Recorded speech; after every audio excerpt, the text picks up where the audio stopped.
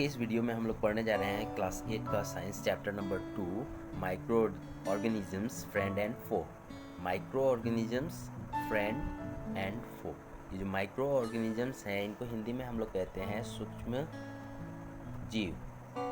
सूक्ष्म जीव कहते हैं। ये जो सूक्ष्म जीव है माइक्रो ऑर्गेनिजम्स हैं, ये हमारे दोस्त भी हैं और दुश्मन भी हैं। ठीक है, इसके बारे में इस चैप्टर में हम लोग पढ़ेंगे। माइक्रो ऑर्गेनिजम्स जो है ये इतने छोटे होते हैं जो हमारी नंगी आंखों से हम इनको नहीं देख सकते हैं। ठीक है, तो चलिए चैप्टर को शुरू करते हैं। वीडियो ख़त्म होने पर अपने कमेंट बॉक्स में अपना नाम लिखना है और सेंड करना है। ओके, नाउ यहाँ से स्टार्ट करते हैं। You have seen several kinds of plants and animals. आपने बहुत सारे प्लांट्स और एनिमल्स को देखा है, क्लियर है। However, there are other living organisms around us which we cannot see with eyes alone. इसके साथ साथ बहुत सारे हम लोग लिविंग ऑर्गेनिजम्स, बहुत सारे पेड़ पौधे और एनिमल्स को हम अपने चारों तरफ देखते हैं, लेकिन उनमें से क्या है कि बहुत ऐसे ऑर्गेनिजम्स हैं जिन्हें हम अपनी आंखों से नहीं देख सकते हैं। ठीक है, these are called micro organisms और माइक्रोब्स। तो इन्हें माइक्रो ऑर्गेनिजम्स और माइक्रोब्स कहते हैं। अब माइक्रो ऑर्गेनिजम्स या माइक्रोब्स किसे कहते हैं? तो ये वो सूक्ष्म जीवाणु हैं जिन्हें हम अपनी आंखों से नहीं देख सकते हैं। ठीक है, उन्हें हम कहते हैं माइक्रो ऑर्गेनिजम्स। ठीक, for example you might have observe that during rainy season moist bread get spoiled and its surface get covered with grayish white patches. अब उदाहरण के लिए कैसे समझेंगे कि माइक्रो ऑर्गेनिजम्स को? तो क्या बोला कि आपने बरसात के सीजन में, रेनी सीजन्स में अधिकांश देखा होगा कि जो नमी वाला जो ब्रेड होता है, जिसे कि ब्रेड पर क्या हो जाता है, वो ख़राब हो जाता है उसके सरफेस के ऊपर में, उमस की वजह से उसके सरफेस पर एक भूरा रंग का धब्बा सा उस पर जम जाता है। ठीक है, उग जाता है। Observe these patches through a magnifying glass, you will see tiny black round structures. Do you know what these structures are and where did these comes from? तो कहने का मतलब है, अब ये जो छोटे छोटे पैचेस भूरे रंग के उस ब्रेड के टुकड़े पर आ जाते हैं, रोटी वगैरह पर आ जाते हैं, है ना, तो इसको आपने क्या करना है, माइक्रोस्कोप से या फिर आपके पास मैग्नीफाइंग ग्लास है तो मैग्नीफाइंग ग्लास से आप इसे देखिएगा तो आपको क्या मिलेगा? तो आपको उस पर क्या मिलेगा? उस पर ब्लैक राउंड स्ट्रक्चर्स, काले काले छोटे छोटे गोल गोल धब्बे आपको उस पर दिखाई देंगे। ठीक है, अब क्वेश्चन है, do you know what these structures are and where did these comes from? क्या आप ये जानते हैं कि ये जो छोटे छोटे काले काले धब्बे हैं ये क्या है, ये कौन से स्ट्रक्चर्स हैं और ये कहाँ से आते हैं? ठीक है, नाउ एक्टिविटी 2.1 माइक्रो ऑर्गेनिजम्स। अभी यहाँ पे हम पढ़ेंगे तो हमको मालूम चलेगा उनके बारे में। ठीक है, अब इसको पढ़ने से पहले आपको एक एक्टिविटी को करना है। इस एक्टिविटी से आप बहुत हद तक माइक्रो ऑर्गेनिजम्स को समझने में आपकी मदद मिलेगी। ठीक है, collect some moist soil from the field in a beaker and add water to it. Beaker आपने देखा होगा, आपके साइंस लैब में बीकर है। बीकर के अंदर में आप किसी भी फील्ड से मिट्टी का थोड़ा सा सैंपल लीजिए और उसको बीकर में रख के और उसमें क्या कीजिए, पानी डालिए। After soil particles have settled, observe a drop of water from the beaker under a microscope, what do you see? अब क्या करना है कि बीकर में जो पानी डाला है और जब वो छोड़ देंगे थोड़ी देर, तो उसके बाद में जो उसमें सॉइल पार्टिकल्स हैं वो धीरे धीरे नीचे बैठ जाएंगे, सेटल हो जाएंगे, है ना। अब सेटल होने के बाद में जो ऊपर पानी बचा हुआ है उस पानी में से 1 या 2 ड्रॉप को लेना है और उसको माइक्रोस्कोप के नीचे लगाकर उसको देखना है। अब उसको देखने के बाद आपको ये पता करना है कि आपको क्या दिखते हैं। ठीक है, आगे एक और एक्टिविटी करेंगे। Take a few drop of water from a pond, spread on a glass slide and observe through a microscope.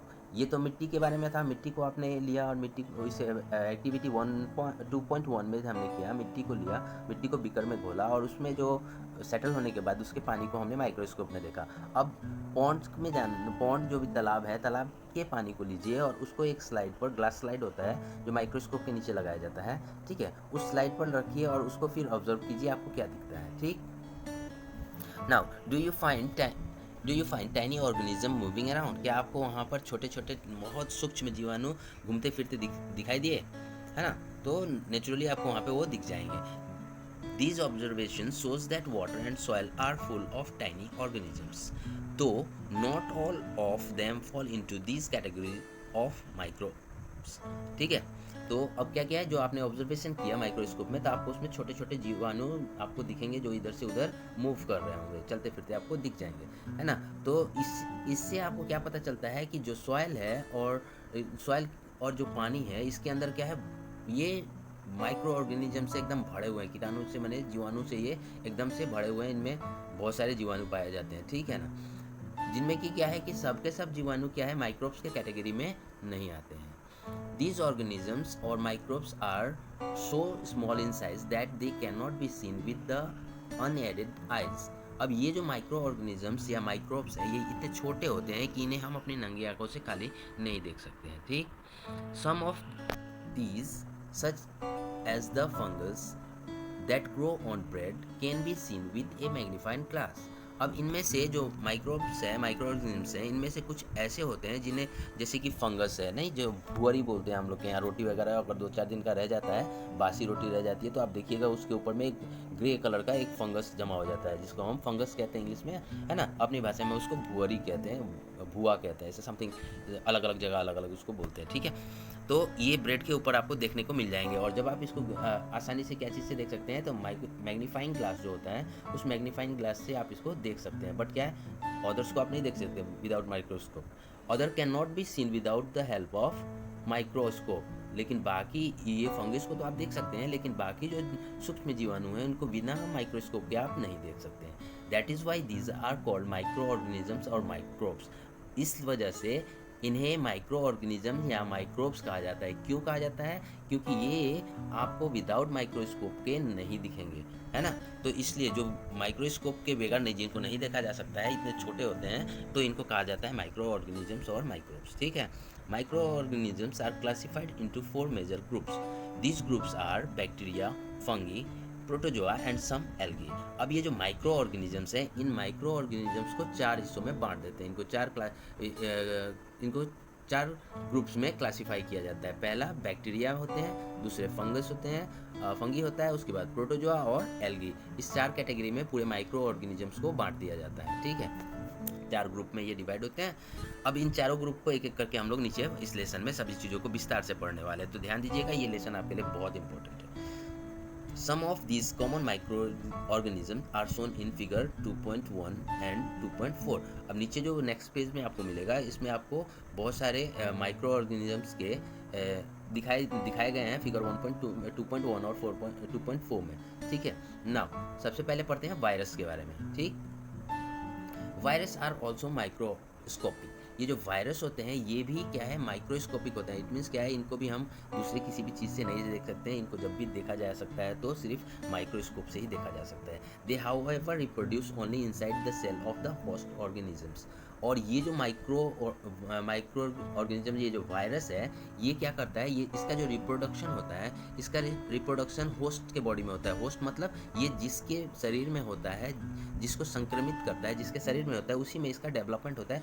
उसी के शरीर में ये क्या करता है, रिप्रोडक्शन करता है। Which may be a bacterium, plant और एनिमल। तो ये होस्ट कौन हो सकता है, तो इनमें कोई भी होस्ट हो सकता है जो वायरस से ग्रसित हो जाए, जैसे कि बैक्टीरियम कोई हो, प्लांट्स हो, या कोई एनिमल हो, ठीक है। बैक्टीरियाज हो, कोई बैक्टीरिया का बॉडी के अंदर कोई वायरस घुस गया तो उसके वो शरीर के अंदर ये क्या करता है, रिप्रोडक्शन करता है। या किसी प्लांट में कोई वायरस चला गया है तो वो प्लांट के अंदर क्या करता है, ग्रो करता है। एनिमल के शरीर में अगर कोई वायरस चला गया तो वो उसके शरीर में रिप्रोडक्शन करता है। अब ये जो बैक्टीरियम, प्लांट और एनिमल है, ये इस वायरस के होस्ट होते हैं, ठीक है।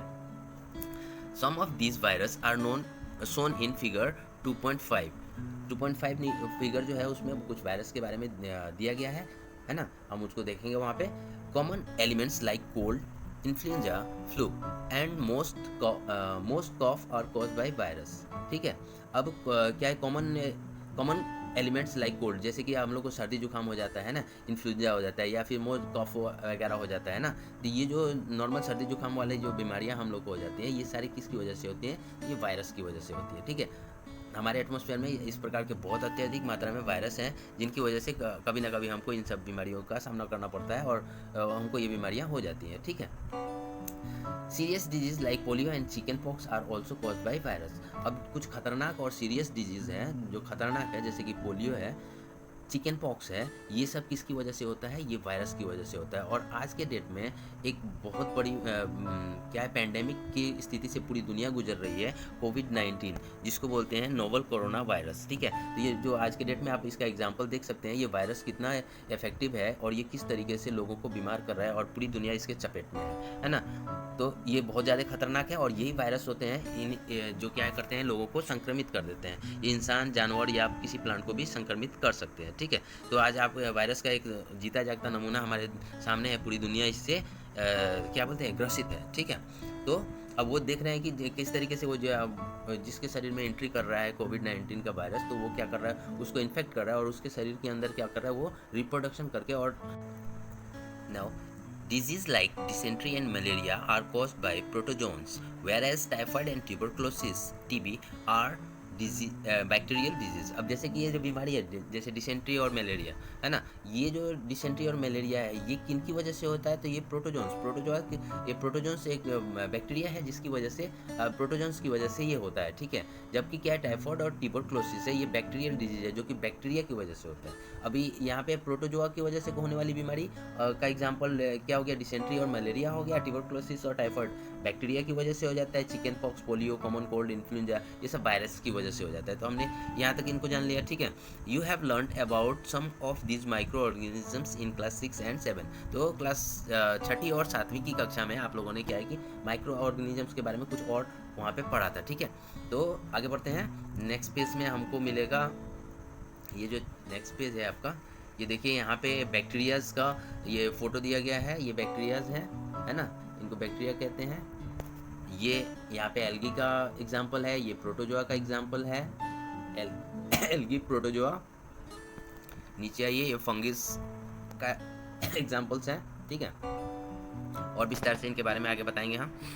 और यहाँ पे आएंगे फिगर 2.5। तो ये फिगर 2.5 में ये वायरस का चित्र है, ये वायरस का एग्जाम्पल है और फोटोज, ठीक है। इस प्रकार से वायरस कुछ दिखते हैं, ठीक ठीक। तो अभी पढ़ते हैं 2.2, where do micro organisms live. अब 2.2 में है कि ये जो माइक्रो ऑर्गेनिजम्स के बारे में हम लोग ने बहुत हद तक जान लिया कि ये माइक्रो ऑर्गेनिजम्स होते क्या चीज़ है। तो ये बहुत सूक्ष्म होते हैं जो कि हमारी आंखों से नहीं दिखते हैं, जिनको जब भी देखा जाएगा तो कहाँ से देखा जाएगा, तो माइक्रोस्कोप के अंडर ही इनको देखा जाएगा, है ना। तो इनके बारे में हम लोगों ने जान लिया। अब इनको किन 4 कैटेगरीज में बांटा गया है उनके बारे में भी हमने जान लिया, है ना। इनसे होने वाली बीमारियों के बारे में 2-4 बीमारी के बारे में ऊपर अपने अभी थोड़ी देर पहले जाना, है ना। अभी हम इनके बारे में जानेंगे कि ये रहते कहाँ है। Where do micro organisms live, ये कहाँ पर रहते हैं, ठीक है। तो स्टार्ट करते हैं। माइक्रो ऑर्गेनिजम्स में be single celled like bacteria, some algae and protozoa और multicellular such as algae and fungi. अब ये जो माइक्रो ऑर्गेनिजम्स हैं, ये microorganisms single celled like bacteria भी हो सकते हैं, नहीं, जिनमें कि एक ही सेल हो। सेल के बारे में हमने पिछले क्लास में पढ़ा था, ठीक है। तो ये सिंगल सेल भी हो सकते हैं, है ना।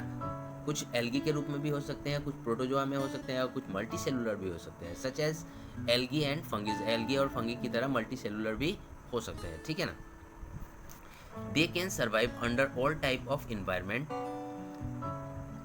ranging from ice cold climate to hot spring and desert to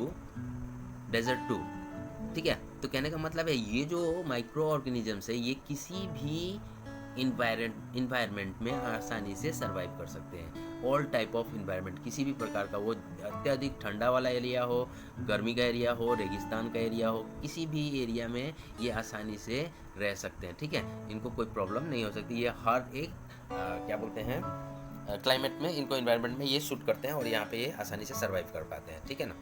they are also found inside the bodies of animal including human.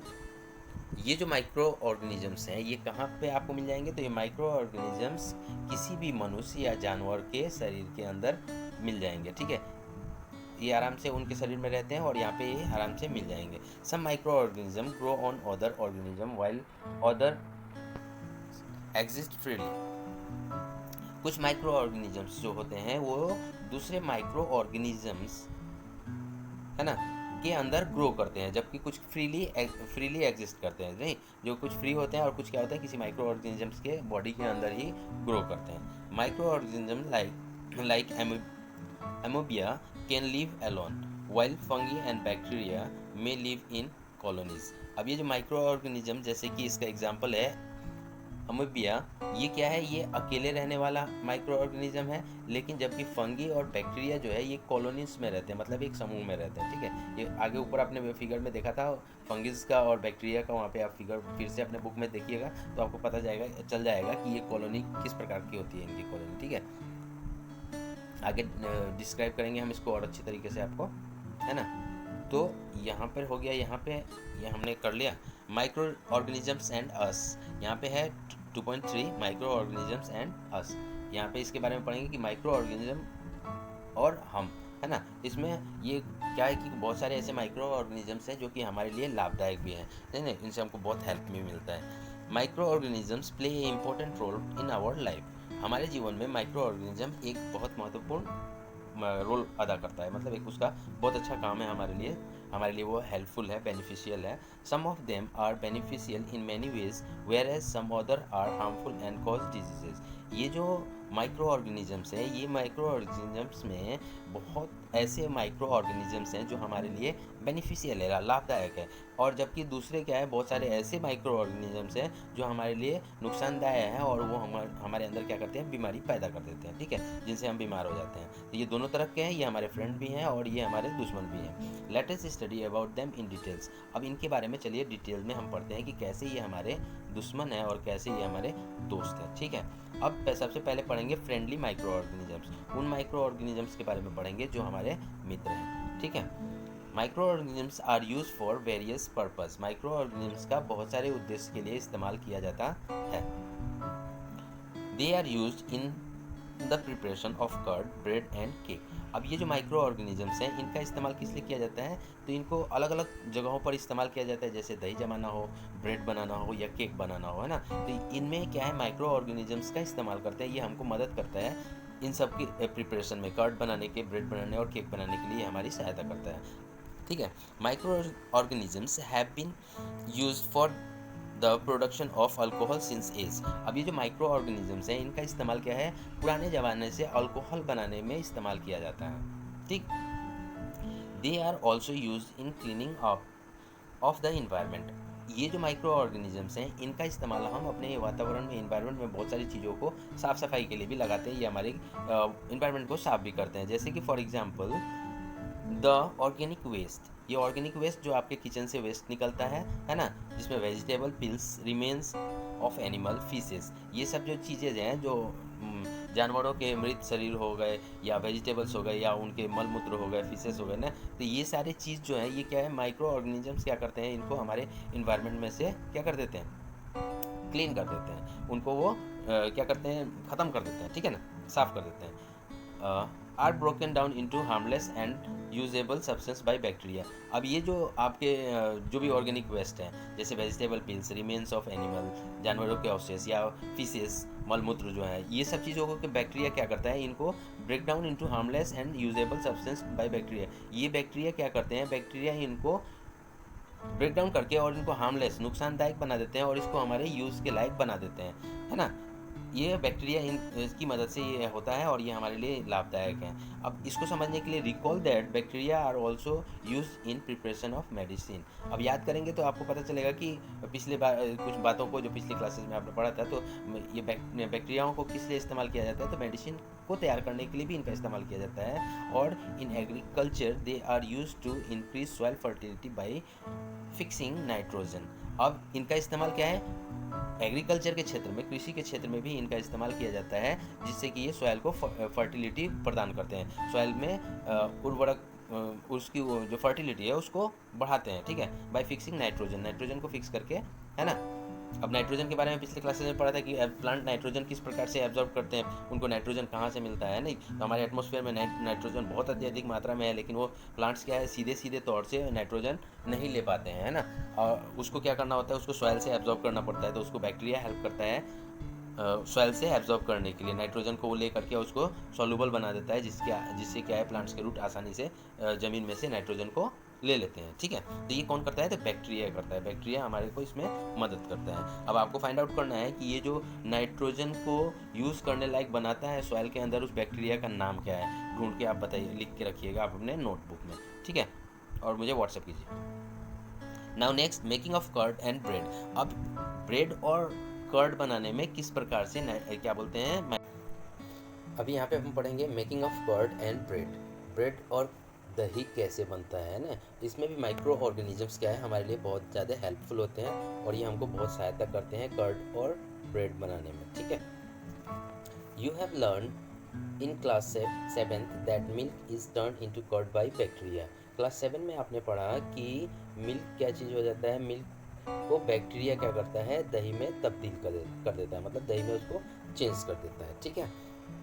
कैसे करता है तो उसमें माइक्रो ऑर्गेनिजम्स बहुत ज़्यादा बढ़ जाते हैं और बढ़ के उसको क्या करते हैं, दही में कन्वर्ट करते हैं। अब देखते हैं यहाँ पे curd contain several micro organisms. जो ये कर्ड होता है, दही होता है, इसमें बहुत अत्यधिक मात्रा में क्या होते हैं, माइक्रो ऑर्गेनिजम्स पाए जाते हैं। ये माइक्रो ऑर्गेनिजम्स हमारे लिए हेल्पफुल हैं, ठीक है। Of this the bacterium lactobacillus promote the formation of curd. ये जो बैक्टीरियम है जो कर्ड के अंदर, दही के अंदर पाया जाता है, जिसका नाम क्या है, लैक्टोबैसिकल्स है, ये क्या करता है, ये दही के फॉर्मेशन को प्रमोट करता है, मतलब दही के फॉर्मेशन में सहायक है, ठीक है। इसका नाम आपको याद रखना है।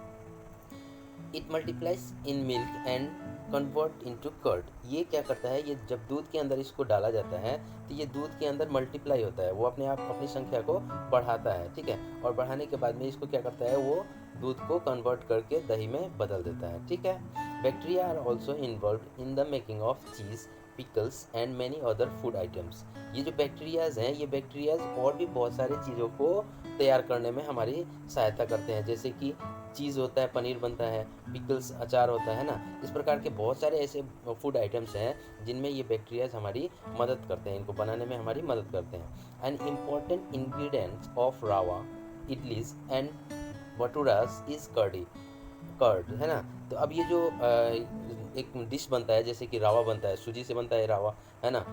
और उसके बाद में इडली बनता है, ये भी क्या होता है, इडली खाया ही होगा नहीं। और भटूरा, छोला भटूरा बनता है, जो भटूरा बनता है ना। तो उन सब में क्या चीज़ है, इंग्रेडिएंट्स डाला जाता है उसमें, जिसमें कि एक इम्पॉर्टेंट इंग्रेडिएंट्स क्या चीज़, दही एक इम्पॉर्टेंट इंग्रेडिएंट्स है जो उसमें मिश्रित किया जाता है, ठीक है। अब क्या यहाँ पे क्वेश्चन है, कैन यू गेस वाई, क्यों दही इसमें एक मुख्य इंग्रेडिएंट्स है, क्यों इसका इस्तेमाल किया जाता है, रावा हो, इडली हो या भटूरा बनाने में इनका क्यों इस्तेमाल किया जाता है। तो यहाँ एक्टिविटी एक करेंगे 2.3, जिससे हमको पता चल जाएगा कि किस तरीके से हमारे लिए हेल्पफुल है। तो एक्टिविटी 2.3 में करना ये है कि टेक हाफ के जी फ्लोर, आटा और मैदा, आटा या मैदा का आधा केजी आप लीजिए, ऐड सम शुगर, उसमें कुछ चीनी मिलाइए, and mix it with warm water. अब उसको क्या है, गर्म पानी के साथ, मैंने हल्का गुनगुना पानी हो तो उसके साथ उसको मिक्स करिए, और मिक्स करने के बाद में add a small amount of yeast powder and make a soft डॉ। अब करना क्या है कि इसको जब मिक्स करने के बाद में आप में उसमें थोड़ा सा ईस्ट का जो पाउडर है, ये आपको किराना दुकान में आसानी से मिल जाता है, ईस्ट के पाउडर को उसके अंदर थोड़ा सा मिलाना है और उसको गूँथ लेना है। जैसे आटा हम लोग सानते हैं रोटी वोटी बनाने के लिए, उस तरीके से उसको गूँथ लेना है, ठीक है। What do you observe after 2 hours, और उसको 2 घंटे के लिए छोड़ देना है, और 2 घंटे के बाद आपको क्या दिखेगा, did you find the dot rising, क्या आपको वो जो गूथा हुआ आटा है वो फूला हुआ दिखेगा। तो आप देखे होंगे कि बहुत सारे ऐसे पकवान घर पे बनते होंगे जिसमें ईस्ट डाला जाता है और कुछ देर के लिए उसको छोड़ दिया जाता है, तो क्या हो जाता है, वो जो गूथा हुआ आटा जितना आपने छोड़ा था वो 2 घंटे के बाद में फूल जाता है, फूल के वो बढ़ जाता है ना। अब क्या होता है, यहाँ पे दोनों एग्जाम्पल दिया हुआ है, मैदा विथ ईस्ट पाउडर, है ना, उसको छोड़ देने के बाद में राइजिन मैदा, 2 घंटे के बाद में ये मैदा इस तरीके से ऊपर की ओर आ जाता है। अब क्यों होता है, तो यहाँ पे है कि ईस्ट क्या करता है यहाँ पे, तो east reproduce rapidly and produce carbon dioxide during respiration. अब ये जो ईस्ट हमने डाला था, है ना, ईस्ट जो हम डालते हैं, तो ये ईस्ट जब रेस्पिरेशन के टाइम में अपने रेस्पिरेशन के टाइम में सबसे ज़्यादा कार्बन डाइऑक्साइड को उत्सर्जित करता है, वो प्रोड्यूस करता है कार्बन डाइऑक्साइड, जिसकी वजह से उसके अंदर बबल्स हो जाते हैं। Bubbles of gases fill the dough and increase its volume. अब ये जो बबल्स है इसके अंदर जब कार्बन डाइऑक्साइड ज़्यादा मात्रा में उसमें निकलता है तो उससे क्या हो जाता है, ये इसका साइज़ क्या हो जाता है, इंक्रीज हो जाता है, क्यों, उसमें गैस बढ़ जाता है ना। This is the best of the use of east in baking industry for making breads, pastries and cakes, ठीक है। This is the basis of the use of yeast in baking industry of making breads, pastries and cakes. अब ये जो east है, east का इस्तेमाल क्या है, बेकिंग इंडस्ट्री जो जहाँ कारखानों में जहाँ पे ब्रेड बनता है, पेस्टिस बनता है और क्या केक्स बनते हैं, इसमें क्या है, ये इसका बेसिक चीज़ है। ईस्ट क्या है, इसमें माने बेसिक चीज़ है जो इसका जिसका इस्तेमाल किया जाता है। आटा और मैदा को जब वहाँ पे मिक्स किया जाता है तो उसमें ईस्ट का इस्तेमाल किया जाता है, ये इसका बेसिक है, ठीक है। अब इसके बाद आगे पढ़ेंगे। अब हम पढ़ने जा रहे हैं commercial use of micro organisms. Micro organism का व्यावसायिक इस्तेमाल किस तरीके से किया जाता है, व्यवसाय में इस माइक्रो ऑर्गेनिज्म को किस तरीके से इस्तेमाल करते हैं, ठीक है। इसके बारे में हम यहाँ पे पढ़ेंगे। Micro organisms are use for the large scale production of alcohol, wine and acidic acid, vinegar, ठीक है। तो माइक्रो ऑर्गेनिज्म का बहुत अत्यधिक मात्रा में इस्तेमाल किया जाता है किस चीज़ के लिए, तो अल्कोहल प्रोडक्शन के लिए, वाइन के प्रोडक्शन के लिए और विनीगर के प्रोडक्शन के लिए। जो अल्कोहल बनता है, वाइन बनता है, शराब बनती है ना, और विनीगर जो बनता है, इसमें क्या है, माइक्रो ऑर्गेनिजम्स का अत्यधिक इस्तेमाल किया जाता है, ठीक है। East is used for commercial production of alcohol and wine. East का इस्तेमाल किस लिए किया जाता है, तो व्यावसायिक रूप से इसका इस्तेमाल किया जाता है अल्कोहल और वाइन के प्रोडक्शन के लिए। अल्कोहल और वाइन बनाने में ईस्ट का व्यावसायिक रूप से इस्तेमाल किया जाता है। For this purpose east is grown on natural sugar present in grains like barley, wheat, rice and crust food juice etc। अब इसका किस प्रकार से इस्तेमाल करते हैं व्यावसायिक रूप से, तो ईस्ट को नेचुरल शुगर आपने पढ़ा होगा कि फोटोसिंथेसिस के ड्यूरिंग फोटोसिंथेसिस क्या करता है, प्लांट क्या बनाता है, कार्बोहाइड्रेट प्रोड्यूस करता है, जो कि वो शुगर के रूप में, स्टार्च के रूप में, शुगर के रूप में स्टोर करके अपने अंदर रखता है ना। तो जैसे कि जो शुगर है, नेचुरल शुगर, जैसे कि बार्ली में पाया जाता है, गेहूँ में पाया जाता है और राइस में पाया जाता है, क्रस्ट फूड में पाया जाता है, मतलब कि हर प्लांट्स में जो ये ग्रेन्स के अंदर जो नेचुरल शुगर पाया जाता है ना, तो इसके अंदर क्या किया जाता है, ईस्ट को इंट्रोड्यूस किया जाता है, इसमें ईस्ट डाला जाता है, जिसकी वजह से वो क्या करता है, इसको अल्कोहल में तब्दील कर देता है, इसको वाइन में और या फिर अल्कोहल में इसको चेंज कर देता है, ठीक है। अभी एक्टिविटी 2.4 को देखिए और उसको करके हम देखेंगे, ठीक है। Take a 500 ml beaker, fill up 3/4 with water. एक बीकर लेना है 500 ml का और उसके अंदर में 3/4 हिस्सा उसका पानी से भर देना है। Dissolve 2-3 teaspoon of sugar in it, और उसमें क्या है, 2 या 3 चम्मच चीनी उसमें डाल देना है। Add half spoon of yeast powder to the sugar solution. अब वो जो सोल्यूशन आपने तैयार किया वाटर और शुगर को मिला करके, उस सोल्यूशन के अंदर में हाफ स्पून ईस्ट उसमें ऐड कर देना है। Keep it covered in a warm place for 4 और 5 आवर्स। 4 से 5 घंटे के लिए इसको कवर करके, ढक करके एक गर्म जगह पर इसको रख दीजिए। Now smell the solution, could you get A smell. अब उसको जब आप सूंघेंगे तो आपको उसमें अजीब तरह की क्या है कि सुगंध उसमें से, स्मेल उसमें से आपको मिलेगा, ठीक है। This is the smell of alcohol, और वो जो सूंघने के टाइम में आपको जो उसका सुगंध आएगा, उसमें से जो गंध आएगी वो क्या चीज़ का गंध होगा, वो अल्कोहल का गंध होगा। एज शुगर, ठीक है, has been converted in alcohol by yeast. अब यहाँ पे क्या है कि ये जो सुगंध आ रहा है वो किसका है, अल्कोहल का है, जो कि शुगर को कन्वर्ट करके, जिसको इसने शुगर को कन्वर्ट करके अल्कोहल बना दिया है, उसकी गंध आपको आएगी, ठीक है। दिस प्रोसेस और conversion of sugar into alcohol is known and fermentation, ठीक है। ये जो प्रोसेस है जिसमें शुगर को कन्वर्ट करके अल्कोहल बनाया जाता है, इसको कहते हैं फर्मेंटेशन कहते हैं इस प्रोसेस को, ठीक है। इसको किसने बनाया था, तो इसको डिस्कवर किया था लुइस पैस्चर ने, डिस्कवर किया था फर्मेंटेशन इन 1957। 1857 में इस प्रोसेस को लुइस पैस्चर ने डिस्कवर किया था, ठीक है। अब यहाँ पे पढ़ेंगे medical use of micro organism. अब चिकित्सा के क्षेत्र में माइक्रो ऑर्गेनिज्म का किस प्रकार से इस्तेमाल करते हैं वो यहाँ पे हम लोग पढ़ेंगे, ठीक है। तो चलिए पढ़ते हैं। Whenever you fall ill, the doctor may give you some antibiotics, tablets, capsule और injections such as of penicillin। जब भी आप कभी बीमार पड़ जाते हैं, है ना, तो आप जब डॉक्टर के पास जाते हैं तो डॉक्टर आपको क्या कुछ एंटीबायोटिक्स टैबलेट्स देते हैं या कैप्सूल देते हैं या फिर कोई इंजेक्शन आपको देते हैं, जैसे कि पेनिसिलिन का इंजेक्शन हो। तो इस प्रकार से आपको क्या है कि एंटीबायोटिक्स दिए जाते हैं जब भी कोई इंसान बीमार पड़ता है। तो the source of this medicine is micro organisms.